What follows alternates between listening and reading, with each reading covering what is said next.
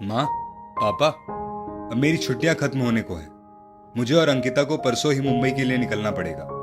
मन तो नहीं हो रहा आप लोगों से दूर जाने का, पर नौकरी का सवाल है। जाना तो पड़ेगा, पर मैं वादा करता हूँ दीपावली का त्योहार हम साथ मनाएंगे। अर्जुन ने अपने माँ बाप से कहा। अर्जुन और अंकिता की शादी को 15 दिन ही हुए थे और अब उन्हें नौकरी पर वापस जाना था, इसलिए वो कानपुर से मुंबई के लिए रवाना हो गए। वो दोनों साल में 2-3 बार कानपुर अपने माता पिता से मिलने आ जाते। इस बार अर्जुन के खूब बुलाने पर दिलीप जी और उनकी पत्नी कृष्णा जी मुंबई आए। घर बहुत छोटा था। दिलीप जी को लगा उनके कारण बेटे बहू को परेशानी ना हो जाए, इसलिए वो 3-4 दिन बेटे के घर रुक वापस चले आए। ऐसे ही वक्त पंख लगाकर उड़ता चला गया। अंकिता की मां बनने की खबर सुनते ही दिलीप जी और कृष्णा जी फूले नहीं समाये। ठीक समय पर अंकिता ने एक प्यारे से बेटे को जन्म दिया। देखते देखते पोता भी 7 वर्ष का हो चला और दिलीप जी भी रिटायर होकर शांति से अपनी पत्नी के साथ समय बिताने लगे। अंकिता, बहुत दिनों से एक बात मन में है, अर्जुन ने कहा। हमारा माँ बाप के प्रति भी कोई फर्ज बनता है ना। उनकी मेहनत और त्याग के कारण ही मैं इस काबिल बना हूं। अब मेरी सैलरी भी अच्छी हो गई है। हमें एक बड़ा फ्लैट ले लेना चाहिए और माँ पापा को हमारे पास बुला लेना चाहिए। अर्जुन ने अपनी बात रखी। जैसा आप ठीक समझे, अंकिता ने बुझे मन से कहा। अर्जुन ने बड़ा फ्लैट खरीद लिया। नए घर में उसके माता पिता आए। अर्जुन ने कहा, अब आप लोग यहीं रहेंगे। बेटे बहू के होते हुए आप अकेले क्यों रहेंगे? आपके आशीर्वाद से ही तो ये घर खरीद पाया हूं। बहुत मेहनत कर ली आपने। अब बेटे बहू का सुख लीजिए, अपने पोते के साथ खेलिए। माँ पापा की आंखों से खुशी के आंसू निकल गए। लेकिन बहू अंकिता इस बात से बिल्कुल भी खुश नहीं थी। उसका पति अर्जुन नाराज ना हो जाए, इस वजह से वो चुप थी। कृष्णा जी बहू के हर काम में उसकी मदद करती और दिलीप जी भी बाजार से सब्जी, फल और पास की डेयरी से दूध ले आते ताकि अर्जुन के ऊपर अतिरिक्त भार ना आ जाए। दोपहर के समय कृष्णा जी और दिलीप जी अपने कमरे में आराम कर रहे थे। अंकिता भी सब काम निपटा अपने कमरे में आ जाती है। तभी उसकी बड़ी बहन दीपा का फोन आता है। कैसी हो अंकिता? बहुत दिनों से तुमने फोन नहीं किया, दीपा ने कहा। क्या बताऊं दीदी, जब से मेरे सास ससुर आए हैं मुझे तो चैन से सांस लेने की भी फुर्सत नहीं है। दिन भर रसोई में तरह तरह के व्यंजन बनाती रहती हूँ। किसी के लिए तेल मसाले वाला तो किसी के लिए परहेज वाला खाना। बुढ़ापे में भी चैन नहीं है इन दोनों को, अंकिता ने कहा। सास ससुर साथ रह रहे हो तो बहुत झमेला होता है। गर्म नाश्ता, गर्म खाना, सब टाइम पर। तुम्हें उन्हें नहीं बुलाना चाहिए था। तुमने बहुत बड़ी बेवकूफी कर दी।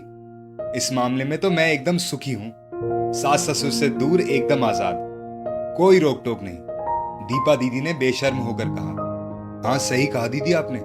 बड़े बूढ़ों के साथ 1000 परेशानियां लगी रहती है। कभी तबीयत खराब तो तुरंत डॉक्टर के पास ले जाओ, कभी फरमाइश कर कहते हैं ये बना दो वो बना दो। उनके यहां रहने से हमारा खर्च भी तो बढ़ गया है। अंकिता ने बोलने में सारी सीमाएं लांघ दी थी। वो इस बात से अनजान थी कि उसका 7 वर्षीय बेटा मोनू उसी कमरे में ड्राइंग करते करते ये सब बातें सुन रहा है। रात को अर्जुन अपने मम्मी पापा से दिन भर का हालचाल पूछकर अपने कमरे में सोने चला जाता है। अंकिता भी जल्दी से रसोई समेटकर अपने बेटे मोनू को साथ लेकर आ जाती है। और बेटा, आज का सारा होमवर्क कर लिया तुमने?